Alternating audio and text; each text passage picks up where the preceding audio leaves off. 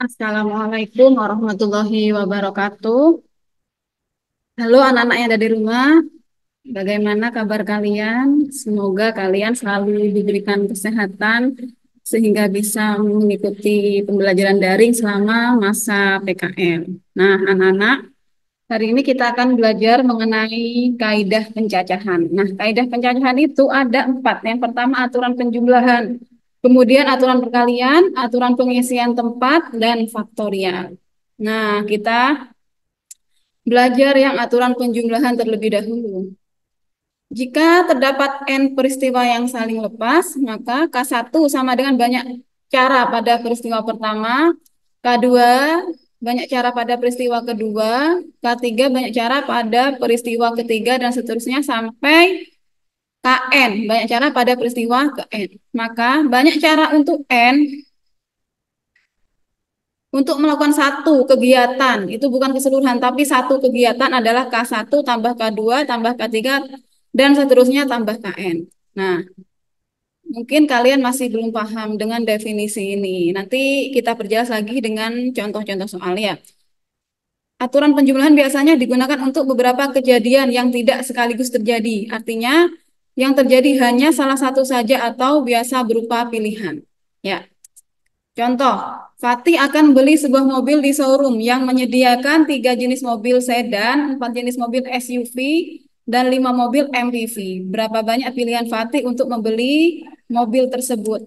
Nah, ini kita bisa selesaikan dengan aturan penjumlahan. Ya, karena Fatih akan membeli sebuah mobil. Jadi Fatih itu tidak akan membeli mobil yang ada di showroom, tapi hanya membeli salah satu. Berarti artinya kan pilihan. Jadi banyak pilihan Fatih untuk membeli mobil itu 3 jenis mobil sedan ditambah 4 jenis mobil SUV dan 5 mobil MPV sama dengan 12 pilihan atau 12 jenis mobil. Paham ya? Nah, contoh yang kedua. Di rumah Wati terdapat 3 jenis sepeda berbeda, 4 jenis motor berbeda, dan 2 mobil yang berbeda. Jika Wati ingin bepergian, ada berapa cara Wati menggunakan kendaraan yang ada di rumahnya? Nah, Mati ingin pergi keluar, otomatis dia tidak akan bisa mengendarai semua kendaraan yang dia miliki. Dia pasti hanya akan menaiki satu kendaraan, ya kan? Jadi ini adalah sebuah pilihan. Jadi penyelesaiannya adalah 3 tambah 4 tambah 2 sama dengan 9 pilihan. Jadi ada 9 cara. Paham ya? Sekarang yang selanjutnya, yakni aturan perkalian. Jika terdapat n unsur yang tersedia, K1 banyak cara untuk menyusun unsur pertama, K2 banyak cara menyusun unsur kedua setelah unsur pertama tersusun. K3 banyak cara untuk menyusun unsur ketiga setelah unsur kedua tersusun dan seterusnya sampai Kn. Banyak cara untuk menyusun unsur ke N setelah objek N min 1 unsur sebelumnya tersusun. Maka banyak cara untuk menyusun n unsur yang tersedia adalah K1 kali K2 kali K3 kali dan seterusnya kali KN. Tuh, contoh, catatan. Nah, aturan perkalian biasanya digunakan untuk beberapa kejadian yang sekaligus terjadi. Jadi kalau tadi untuk aturan penjumlahan itu berupa pilihan, ya, tidak terjadi sekaligus. Tapi kalau untuk aturan perkalian digunakan pada masalah yang kejadian yang sekaligus terjadi. Contoh, Budi mempunyai 3 buah baju berwarna putih, coklat, dan batik. Ia juga memiliki 2 buah celana warna hitam dan coklat yang berbeda. Ada berapa pasang baju dan celana yang dapat dipakai dengan pasangan berbeda? Nah, kita akan menyelesaikan soal ini dengan menggunakan diagram batang. Budi memiliki 3 buah baju, yakni warna putih, batik, dan coklat. Ya, sedangkan celananya ada 2 warna, yakni hitam dan coklat. Nah, sekarang kita pasangkan. Baju putih dipasangkan dengan hitam, maka nanti pasangannya adalah baju putih, celana hitam. Atau bisa juga kita pasangkan putih dengan coklat, maka hasil pasangannya adalah baju putih dan celana coklat. Begitu juga dengan baju batik dipasangkan dengan hitam. Nanti hasil pasangannya batik hitam. Setelah itu batik dengan celana coklat, maka hasilnya batik coklat. Nah, yang terakhir adalah baju coklat. Bisa dipasangkan dengan hitam atau coklat. Ya, jadi terdapat dua pasangan nanti, coklat hitam, coklat coklat. Dari semua pasangan ini ada 6 pasang. Nah, kalau seperti ini, permasalahan seperti ini kita gunakan aturan perkalian, apa diagram batang itu akan lebih rumit, apalagi jika baju dan celananya itu lebih banyak yang dimiliki. Misalnya bajunya ada 20, terus celananya 15 gitu. Nanti kan kebayangkan banyaknya gimana ya. Jadi permasalahan seperti ini harus diselesaikan dengan aturan perkalian. Langsung saja kalian kalikan. Jadi cara memasangkan baju dan celana, di soal kan gini, ada 3 cara memasangkan baju dan 2 cara memasangkan celana. Jadi cara memasangkan baju dan celana itu pakai aturan perkalian 3 kali 2 sama dengan 6 cara atau 6 pasang ya. Sekarang contoh yang kedua. Budi mempunyai 3 buah baju berwarna putih, coklat, dan batik. Ia juga memiliki 2 buah celana warna hitam dan coklat yang berbeda. Ada berapa pasang baju dan celana yang dapat dipakai dengan pasangan berbeda? Nah, kita langsung saja menggunakan aturan perkalian. Jadi, cara memasangkan baju ada 3 dan cara memasangkan celana 2. Jadi, 3 kali 2 sama dengan 6 pasang ya. Jadi, banyaknya pasangan baju dan celana ada 6 pasangan berbeda. Paham ya? Nah, soal yang ketiga, untuk menuju kota C dari kota A harus melewati kota B. Dari kota A ke kota B melewati 4 jalur, dan dari B ke kota C ada 3 jalur. Ada berapa jalur yang dapat dilalui dari kota A ke kota C? Nah, misal seseorang ingin pergi ke kota C dan harus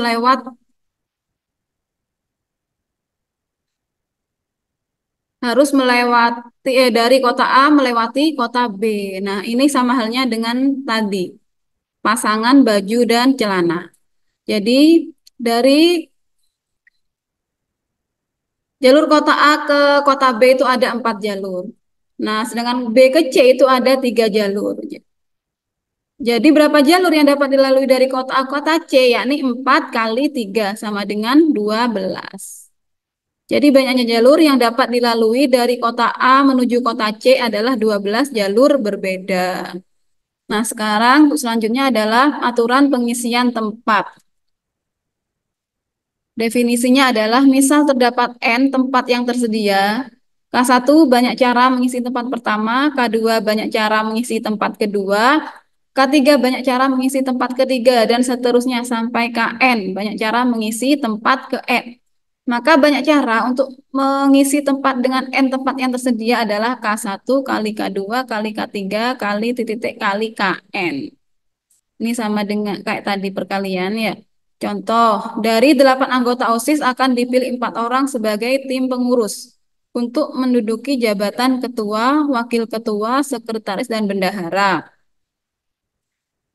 Berapakah banyaknya susunan tim pengurus yang mungkin? Nah, dari 8 anggota OSIS, dari 8 kandidat akan dipilih 4 orang untuk menduduki jabatan ketua. Jadi kita harus menyediakan 4 tempat. Ketua, wakil, ketua, sekretaris, dan bendahara. Dari 8 anggota ini kita ambil satu. Ya, dari 8 kita ambil satu. Kira-kira yang memenuhi kriteria adalah semuanya kan mungkin ya. 8 kandidat itu mungkin bisa kan mengisi untuk jadi ketua. Jadi kita tulis 8. Setelah 8 diambil satu. Jadi sisa wakilnya sisa 7. Nah, sekretaris tadi kan 8 awalnya diambil ketua dan wakil jadi sisa 6. Begitu juga dengan posisi bendahara.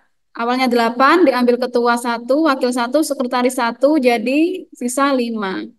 Jadi banyaknya susunan tim pengurus yang mungkin adalah 8 kali 7 kali 6 kali 5 sama dengan 1680 cara ya.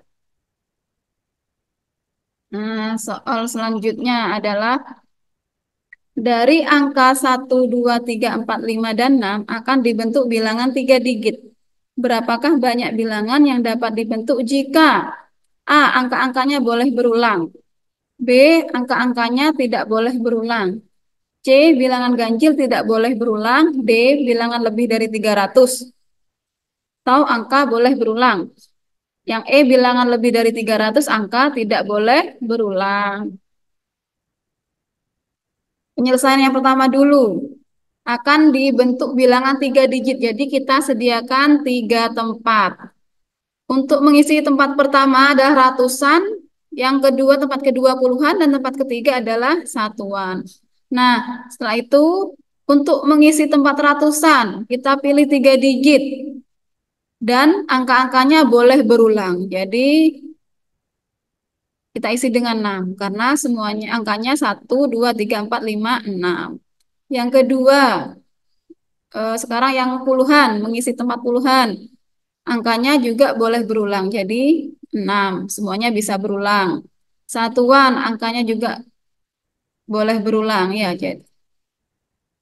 jadi banyak bilangan yang dapat dibentuk dengan angka-angkanya boleh berulang adalah 6 kali 6 kali 6, sama dengan 216.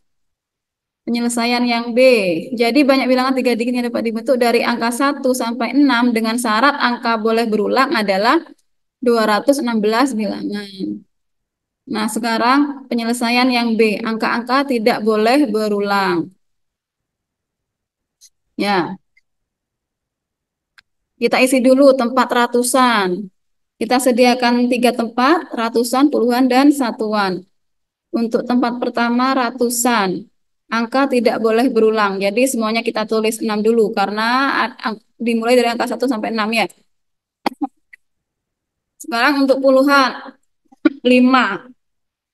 Dan satuan, 4. Jadi banyak bilangan yang dapat dibentuk dari angka 1 sampai 6 dengan syarat angka tidak boleh berulang adalah 120 bilangan.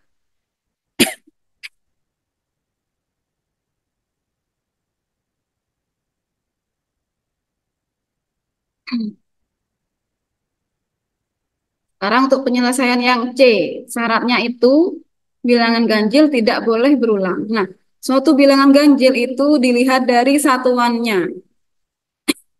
Ya, bilangan ganjil tidak boleh berulang. Angka 1, 2, 3, 4, 5, 6 itu yang ganjil ada berapa angka? Angka 1, 3, dan 5. Jadi di satuan kita isi 3. Karena yang ganjil itu 1, 3, 5 dan tidak boleh berulang. Setelah itu kita isi tempat ratusan.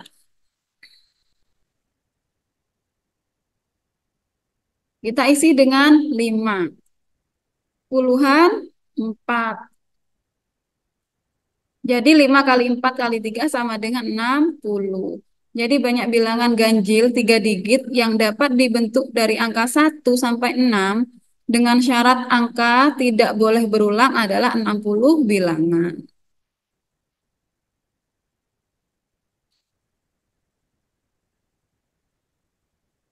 Nah, untuk penyelesaian yang D, bilangan lebih dari 300 angka boleh berulang. Bilangan yang lebih dari 300. Ratusan kita isi dengan 4. Setelah itu puluhan 6, satuannya 6. Ya. Jadi 4 kali 6 kali 6 sama dengan 144. Jadi banyak bilangan 3 digit dari 300 yang dapat dibentuk dari angka 1 sampai 6 dengan syarat angka boleh berulang adalah 144 bilangan.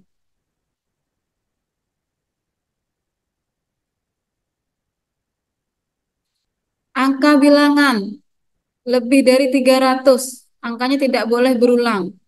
Lebih dari 300. Angka 1, 2, 3, 4, 5, 6 itu yang lebih dari 300 ada 4. Ratusan kita isi 4. Setelah itu puluhannya 5, satuannya 4. Ya, jadi 4 kali 5 kali 4 sama dengan 80. Jadi banyak bilangan 3 digit lebih dari 300 yang dapat dibentuk dari angka 1 sampai 6 dengan syarat angka tidak boleh berulang adalah 80 bilangan. Nah, sekarang kaidah penjajahan yang terakhir adalah faktorial. Definisinya adalah misal ada n bilangan asli. Notasi faktorial adalah n tanda seru dibaca n faktorial. Rumusnya n faktorial sama dengan n kali n min 1 kali n min 2 kali n min 3 kali dan seterusnya sampai 3 kali 2 kali 1. 0 faktorial itu sama dengan 1. Ya, contoh, tentukan nilai faktorial berikut. 5, nomor 1, 5 faktorial. Jadi 5 kali 4 kali 3 kali 2 kali 1. Perkalian menurun ya. Sampai angka 1 sama dengan 120. Nomor 2, 4 faktorial kali 3 faktorial. Kita selesaikan yang 4 faktorial dulu. 4 faktorial itu 4 kali 3 kali 2 kali 1. Kali 3 faktorial. 3 kali faktorialnya adalah 3 kali 2 kali 1. 4 kali 3 kali 2 kali 1 sama dengan 24. 3 kali 2 kali 1 sama dengan 6. Jadi 24 kali 6 sama dengan 144. Untuk yang nomor 3, 7 faktorial dibagi 5 faktorial. 7 faktorial. Jadi tidak dihitung satu-satu supaya tidak apa namanya lebih praktis gitu ya, tidak rumit penghitungannya. Jadi 7 faktorial itu sama dengan 7 kali 6 kali 5 faktorial berhenti di 5 faktorial supaya sama penyebutnya. Sama dengan penyebut. Setelah itu 5 faktorialnya dicoret atau 5 faktorial dibagi 5 faktorial, sisa 7 kali 6 sama dengan 42. Seperti itu. Yang keempat, 8 faktorial dibagi 3 faktorial kali 6 faktorial. Nah, 8 faktorial itu kita jabarkan menjadi 8 kali 7 kali 6 faktorial dibagi 3 faktorial, 3 kali 2 kali 1, yang 6 faktorial tetap. Jadi 6 faktorial bagi 6 faktorial, yang atas sisa 8 kali 7 sama dengan 56, yang penyebut 3 kali 2 kali 1 sama dengan 6. 28/3. Nah, untuk penugasannya adalah kalian klik link tersebut, setelah itu diisi ya. Untuk isinya bisa kalian tulis di buku, setelah itu difoto, dikirim juga. Eh, Sekian untuk hari ini. Itu saja yang bisa saya sampaikan. Mohon maaf apabila ada salah kata. Wassalamualaikum warahmatullahi wabarakatuh.